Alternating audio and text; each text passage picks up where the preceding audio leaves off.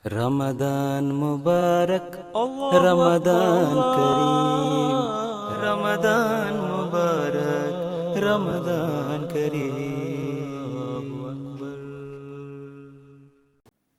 Quran Surat Al-Baqarah ayat 44.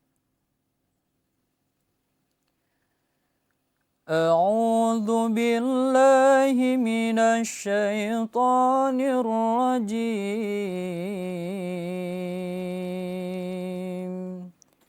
Bismillahirrahmanirrahim. وأقيموا الصلاة وآتوا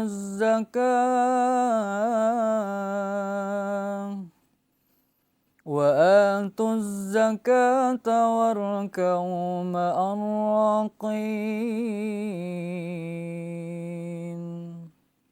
أتأمرون الناس بالبر وتنسون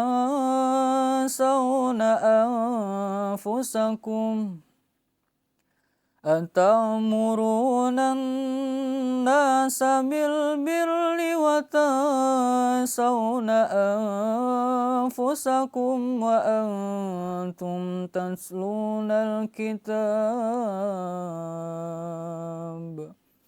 أفلا تعقلون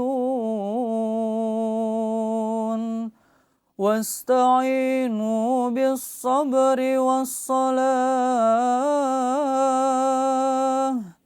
وإنها لكبيرة إلا على الخاشعين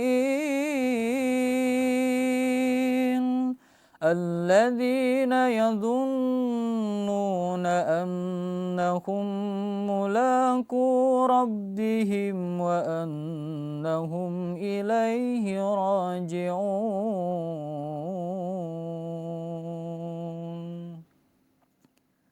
Artinya, aku berlindung pada Allah dari godaan syaitan yang terkutuk.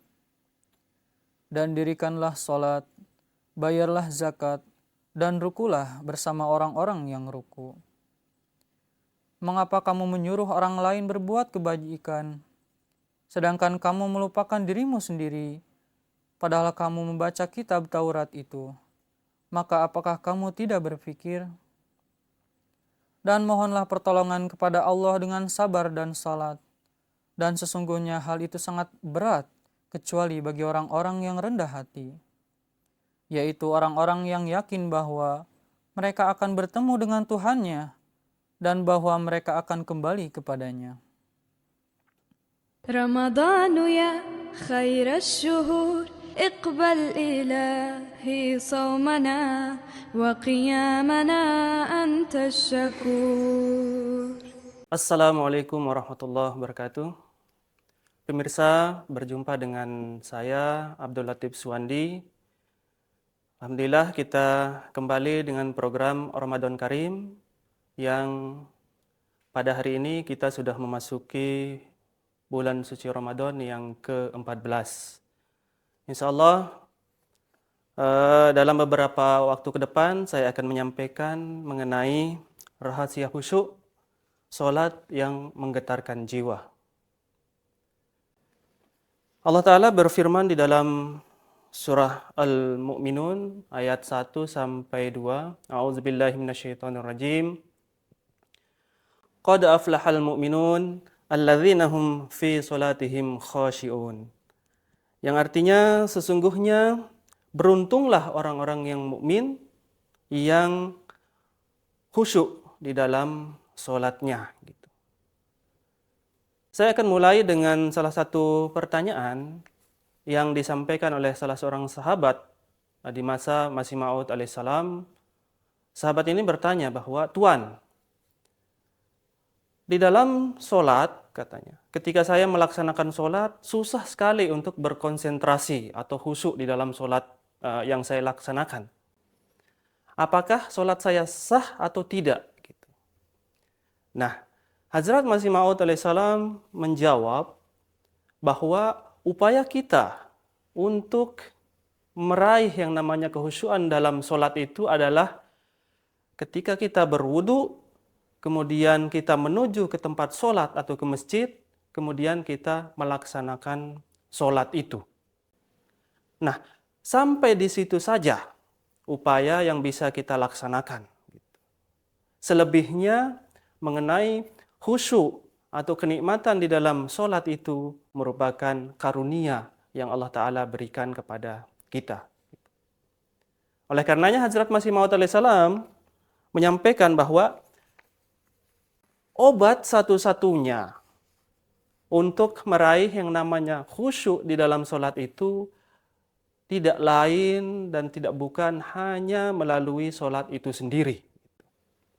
Jadi melalui sholat itulah, gitu, sholat yang kita kerjakan secara terus-menerus, gitu, secara dawam, itulah yang akan menjadi sarana karunia kehusyuan yang bisa kita dapatkan. Nah, Hazrat Rasulullah SAW di dalam salah satu hadis beliau menyampaikan bahwa sholat adalah ibadah yang paling utama. Kemudian Rasulullah SAW menyampaikan bahwa dan Allah Ta'ala tidak akan menerima amalan ibadah jika sholat yang ia lakukan itu, seseorang itu lakukan tidak dengan baik. Gitu. Ia lakukan tidak dengan baik. Gitu. Oleh karenanya, tentu bagaimana kita berupaya untuk senantiasa bisa menunaikan sholat itu dengan sebaik-baiknya, sesuai dengan yang sudah dicontohkan oleh baginda Rasulullah Sallallahu Alaihi Wasallam. Kemudian mengenai khusyuk di dalam sholat, terkadang memang ketika kita mulai melaksanakan sholat, takbiratul ihram, kita masih sadar, ingat bahwa kita sedang sholat. Kemudian ketika kita membaca doa iftitah, kita masih sadar bahwa kita sedang melaksanakan sholat. Al-Fatihah mulai sudah buyar. Kemudian angan-angannya, bayangannya mulai kemana-mana. Nah, ketika sudah mengalami hal yang semacam itu, bayangannya sudah tidak fokus lagi atau tidak khusyuk lagi di dalam sholatnya, maka kita harus segera untuk menyadari kembali bahwa saya sedang melaksanakan sholat. Saya sedang beribadah. Saya sedang menghadap Allah Subhanahu wa Ta'ala. Oleh karenanya, pikiran-pikiran tadi yang sudah melantur kemana-mana sesegera mungkin harus dihilangkan. Kita fokuskan kembali bahwa kita sedang menunaikan sholat. Kemudian definisi mengenai sholat itu sendiri adalah yang pertama, arti dari khusyuk itu adalah kerendahan hati. Jadi seseorang yang menyadari bahwa dia sedang berada di hadapan yang maha kuasa. Tentu di dalam dirinya harus ditimbulkan rasa merendahkan diri. Dia menganggap dirinya tidak ada apa-apanya di hadapan Allah Subhanahu wa Ta'ala. Kemudian yang kedua adalah kesadaran. Nah, di dalam sholat itu kita harus menimbulkan kesadaran bahwa kita sedang beribadah. Kita sedang menyembah Allah Subhanahu wa Ta'ala Sang Pencipta. Oleh karenanya, apapun yang kita laksanakan, gerakan apapun atau ucapan apapun yang kita baca di dalam sholat itu, kita harus sepenuhnya sadar apa yang kita lakukan. Di dalam surah An-Nisa ayat ke-44, Allah Ta'ala berfirman, Ya ayyuhalladzina amanu la taqrabus shalah wa antum sukar. Wahai orang-orang yang beriman, janganlah kalian mendekati sholat atau melaksanakan sholat wa antum sukar, sedang kalian dalam keadaan mabuk. Nah, mabuk di sini tentu bukan hanya mabuk karena minum minuman keras, ya. Tetapi orang yang mabuk itu kan tidak menyadari apa yang ia sedang ucapkan gitu. Nah, demikian pula orang yang mabuk walaupun tidak di bawah pengaruh minuman keras umpamanya.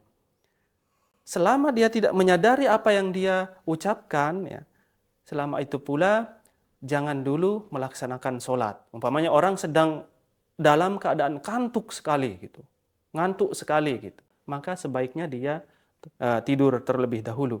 Selanjutnya dari firman Allah Ta'ala dalam surah An-Nisa tadi bahwa hatta ta'lamu ma taqulun, sehingga kalian mengetahui apa yang kalian ucapkan atau apa yang kalian baca.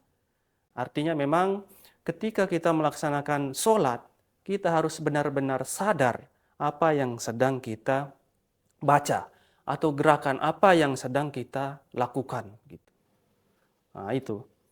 Kemudian bagaimana sholat yang bisa menggetarkan jiwa? Nah, kita sebagai makhluk ciptaan Allah Ta'ala, tentu tidak selamanya kita berada di dunia. Artinya suatu saat kita akan menjumpai yang namanya maut. Dan kita tidak tahu kapan maut itu akan menjemput kita. Oleh karenanya, untuk menimbulkan sholat yang betul-betul menggetarkan jiwa adalah supaya kita melaksanakan sholat itu seolah-olah itu adalah sholat yang terakhir kali yang bisa kita laksanakan gitu. Nah, dengan begitu maka kita akan sepenuhnya khusyuk, akan sepenuhnya fokus di dalam ibadah yang sedang kita laksanakan. Kita anggap bahwa itu adalah ibadah atau sholat yang terakhir gitu. Karena kita tidak tahu kapan maut akan menjelang. Pemirsa, mungkin itu saja yang bisa saya sampaikan pada kesempatan yang mulia ini. Saakhiri wa akhiru dawana alhamdulillahi rabbil alamin. Wassalamualaikum warahmatullahi wabarakatuh. رمضان يا خير الشهور اقبل إلهي صومنا وقيامنا أنت الشكور